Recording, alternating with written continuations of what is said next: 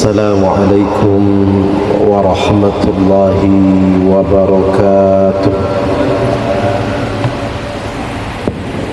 الحمد لله رب العالمين، والصلاة والسلام على أشرف الأنبياء والمرسلين وعلى آله وأصحابه أجمعين. أشهد أن لا إله إلا الله وحده لا شريك له، وأشهد أن محمدا عبده ورسوله لا نبي بعده. اللهم صل على سيدنا محمد وعلى آل سيدنا محمد. سبحانك لا علم لنا إلا ما علمتنا إنك أنت العليم الحكيم. رب اشرح لي صدري ويسر لي أمري واحلل عقدة من لساني يفقه قولي. صدق الله العلي العظيم. Al-Mukarram yang sama-sama kita muliakan, Imam Besar Masjid Raya Nurul Watan Provinsi Riau, yang sama-sama kita muliakan pengurus Masjid Raya Nurul Watan, yang sama-sama kita muliakan petugas beserta Bapak Ibu para hadirin dan hadirat jemaah salat maghrib menjelang isya. Mudah-mudahan apa yang kita lakukan pada maghrib yang berbahagia ini hendaknya mendapatkan keberkahan dari Allah Subhanahu wa ta'ala. Amin, Allahumma amin. Kaum muslimin dan muslimah yang dimuliakan Allah, alhamdulillah pada maghrib yang berbahagia ini kembali kita mengkaji tentang hadis-hadis Nabi sallallahu alaihi wasallam di dalam kitab Mukhtarul Ahadis karya As-Sayyid Ahmad Al-Hashimi. Kita masuki hadis berikutnya. Bismillahirrahmanirrahim. Hadis yang diriwayatkan oleh Imam Bukhari dan Imam Muslim dari Sayyidah Aisyah. Bismillahirrahmanirrahim. Ahabbul a'mali ilallahi adwamuha wa in qalla.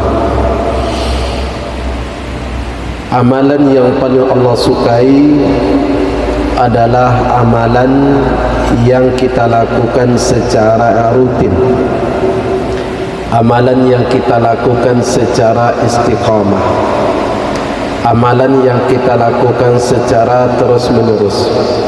Wa in qalla, walaupun amalan itu sedikit.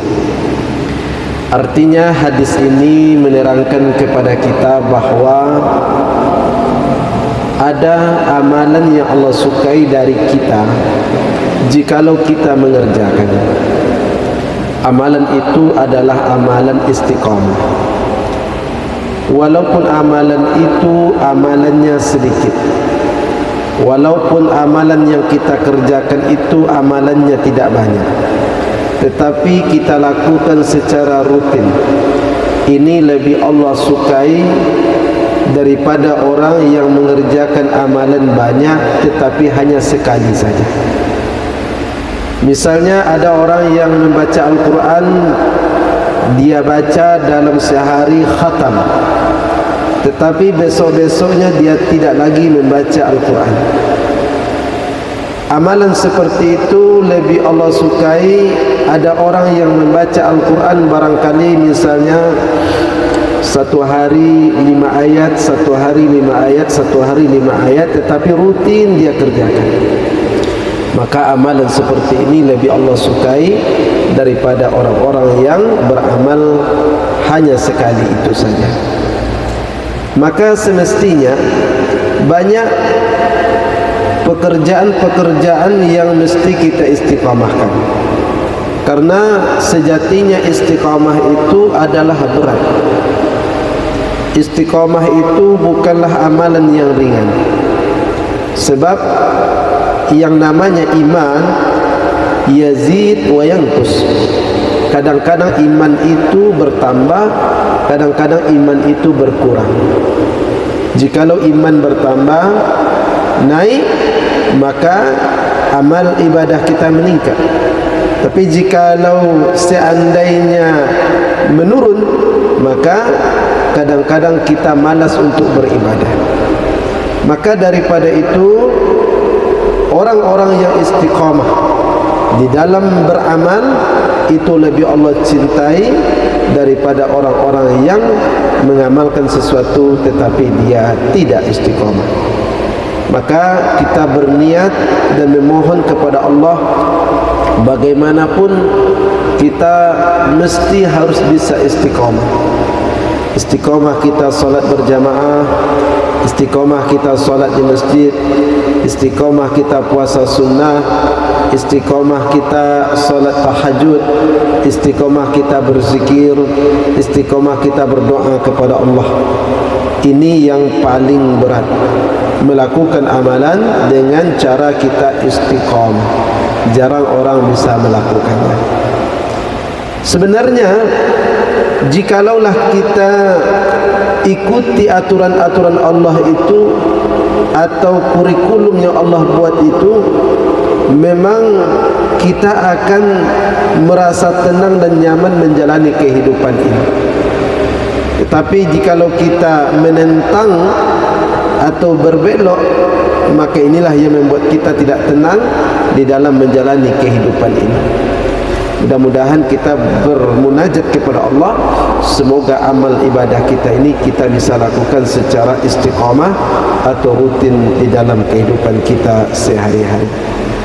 Kaum muslimin dan muslimah yang dimuliakan Allah Ta'ala.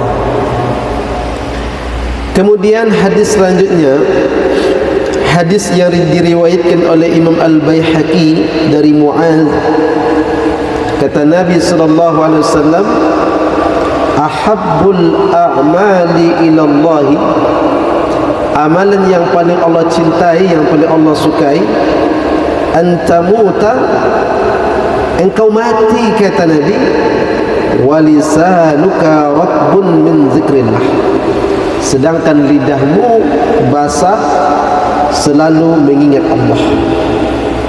Maka orang-orang yang berzikir mengingat Allah itu adalah salah satu amalan yang paling Allah sukai. Kita mati, lisan kita selalu mengingat Allah. Maka ketika kita wafat, ada zikir yang mesti kita amalkan. Afdalul zikri la ilaha illallah, yaitu zikir dengan mengucapkan kalimah la ilaha illallah. Bagaimana kita bisa mendapatkan zikir la ilaha illallah ketika kita wafat? Salah satu caranya adalah dengan membiasakan dari sekarang sampai akhir hayat kita. Maka sangat sedikit dan sangat jarang orang yang memang akhir hayatnya la ilaha illallah.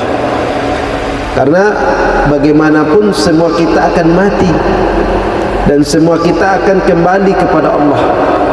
Semua kita akan dikuburkan, diwafatkan, dan semua kita akan menemui yang namanya sakaratul maut. Tidak dapat tidak, lambat laun, baik tetangga, keluarga kita maupun sanak famili, anak atau orang-orang yang terpenting di dalam kehidupan kita akan menemui ajal, termasuk diri kita sendiri.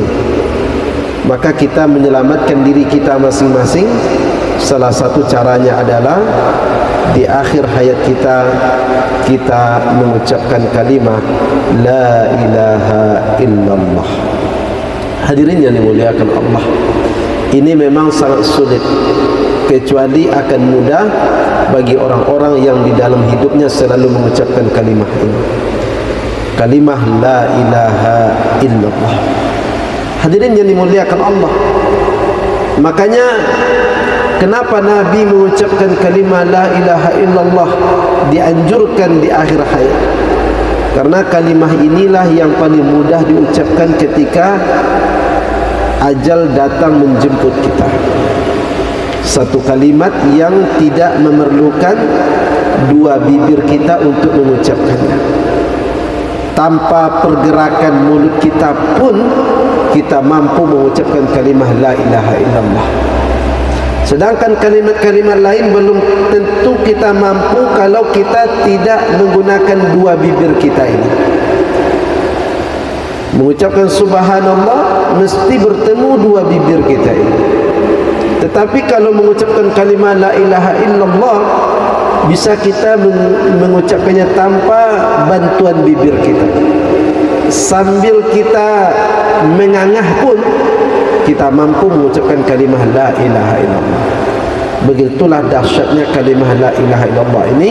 Maka orang yang matinya mengucapkan kalimah la ilaha illallah, kata Nabi, dakhalal jannah, masuk surga. Maka ini yang mesti kita amalkan. Jikalau kita ingin surganya Allah, maka kalimat terakhir kita adalah kalimah la ilaha illallah. Maka kita biasakan. Hadirin yang dimuliakan Allah Subhanahu wa ta'ala, kadang-kadang kita tengok banyak orang-orang yang menghabiskan waktunya dengan hal-hal yang tidak bermanfaat. Padahal Nabi secara tegas mengucapkan min husni, tanda Islam orang itu baik. Apa tanda Islam orang itu baik? Dia meninggalkan sesuatu yang tidak ada manfaatnya. Jadi jikalau seandainya dalam dirinya atau dalam kehidupannya atau dalam yang dia kerjakan itu tidak ada manfaat, dia tinggalkan. Itulah salah satu tanda Islam orang itu baik. Ada misalnya pekerjaan-pekerjaan yang rasanya tak ada gunanya, tak ada manfaatnya, menghabiskan waktu begitu saja. Atau kita lihat misalnya ada orang-orang yang mengisi waktu-waktunya yang kosong dengan hal-hal yang tidak bermanfaat, yang tidak ada gunanya. Atau dia mengisi dengan hal-hal yang mana pekerjaannya itu melalaikan dia mengingat Allah. Maka kata Nabi SAW bahawa tanda Islam orang itu baik adalah dia meninggalkan sesuatu yang tidak ada manfaat.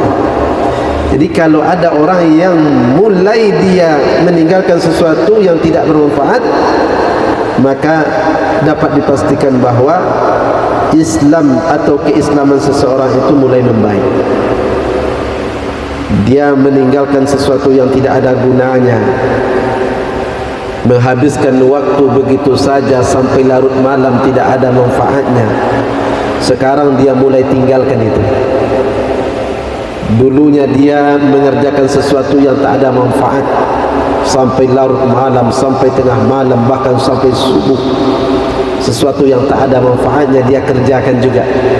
Sekarang dia berhenti dari hal-hal demikian. Berarti tanda Islam orang ini mulai membaik. Kenapa demikian? Karena dia meninggalkan sesuatu yang tidak ada manfaatnya, tidak ada gunanya. Bapak Ibu yang dimuliakan Allah, maka mulai dari sekarang kita tengok hal-hal yang rasanya bermanfaat dan yang tidak bermanfaat. Kalau rasanya manfaat, kita kerjakan. Kalau rasanya tidak manfaat, hanya menghabiskan waktu kita saja, membuang-buang waktu, atau bahasa orang sekarang hanya mengisi kekosongan. Padahal orang-orang yang bisa memanfaatkan waktu itu dengan sebaik mungkin, maka dialah sebenarnya orang-orang yang beruntung. Bapak Ibu yang dimuliakan Allah Ta'ala, maka kita isi waktu kita dengan hal-hal yang bermanfaat. Bahkan Allah menggunakan kalimat-kalimat sumpah dengan menggunakan waktu. Wal asri, demi waktu asar. Wal fajar, demi waktu fajar. Wal laili wan nahar, demi waktu malam, demi waktu siang. Wad duha, demi waktu duha. Berarti menandakan bahawa waktu itu sangat-sangat bermanfaat. Waktu itu sangat-sangat berharga. Tapi sayang seribu sayang, banyak orang-orang sekarang menghabiskan waktunya dengan hal-hal yang tidak bermanfaat. Sangat disayangkan sekarang. Bapak Ibu yang dimuliakan Allah Subhanahu wa taala, maka kita berharap kepada Allah bahwa ketika kita mati nanti, kita berharap terakhir kita ucapkan itu adalah kalimat la ilaha illallah. Hadirin yang dimuliakan Allah Subhanahu wa taala. Karena bagaimanapun kita akan menjumpai itu semua, siapapun dia. Kita tengok ada orang-orang yang dulu dia hebat, dulu dia bolehlah dikatakan orang-orang terpandang, tetapi ketika seseorang itu masuk dalam usia 60 tahun, masuk dalam usia 70 tahun, masuk dalam usia 80 tahun, semuanya menjadi tidak berharga. Yang dulunya kita disanjung, dimuliakan, dihormati orang, setelah kita memasuki usia-usia itu, orang-orang juga perlahan-lahan akan meninggalkan kita. Tidak hanya sanak famili atau tempat kerja kita yang meninggalkan kita, bahkan keluarga kita sendiri pun akan juga meninggalkan kita. Maka daripada itu, kita manfaatkan waktu kita dengan sebaik-baiknya. Bapak Ibu yang dimuliakan Allah Ta'ala, kemudian hadis selanjutnya, hadis riwayat Imam Muslim. Ahabbus salati ila Allah Ta'ala salatu Dawud. Salat yang paling Allah sukai adalah salat Nabi Daud. Ada salat yang dilakukan oleh Nabi Daud, ini adalah salat yang paling Allah sukai. Wa ahabbus siyami ila Allah siyamu Dawud. Puasa yang Allah sukai adalah puasanya Nabi Daud. Salat yang paling Allah sukai salatnya Nabi Daud. Puasa yang Allah sukai puasanya Nabi Daud.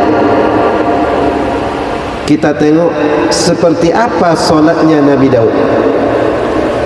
Wa kana yanamu nisfal lail wa yaqumu thulutsahu. Nabi Daud itu ternyata dia tidur separuh malam dan dia bangun sepertiganya malam. Begitulah salat Nabi Daud. Tidur separuh malam, bangun sepertiganya malam. Dan tidur seperenamnya malam. Wa yasumu yauman wa yuftiru yauman. Nabi Daud puasa satu hari dan juga berbuka satu hari. Satu hari dia berpuasa, satu hari lagi dia berbuka. Kenapa ini puasa yang paling disukai oleh Allah, puasanya Nabi Daud? Karena diceritakan bahwa Nabi Daud ini istrinya banyak. Bahkan diceritakan ada 100 orang. Tetapi Nabi Daud dia mampu puasa satu hari dan berbuka satu hari. Maka amalan seperti ini paling Allah sukai dan paling Allah cintai, yaitu puasanya Nabi Daud dan salatnya Nabi Daud.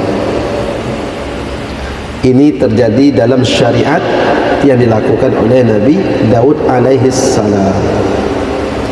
Kemudian hadis selanjutnya, ahabbul kalami ilallahi ayyaqulal abdu. Kalam yang paling Allah sukai dari seorang hamba, ada kalam, ada perkataan yang paling Allah sukai dari hambanya ini, dari kita. Jikalau kita mengucapkannya, apa kalam yang Allah sukai, apa kalam yang Allah cintai?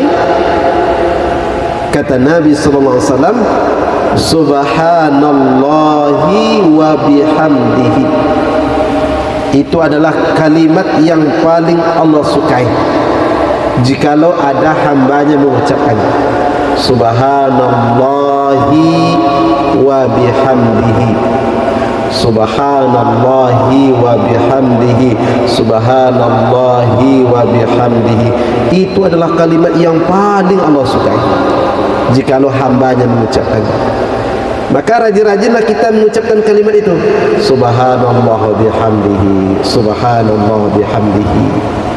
Jikalau kita dalam kesendirian, jikalau kita sedang duduk, jikalau kita sedang dalam keadaan menyendiri atau tidak menyibukkan kita dengan urusan lain, maka kalimat yang paling Allah sukai adalah kita mengucapkan subhanallahi wa bihamdihi, subhanallahi wa bihamdihi, subhanallahi wa bihamdihi.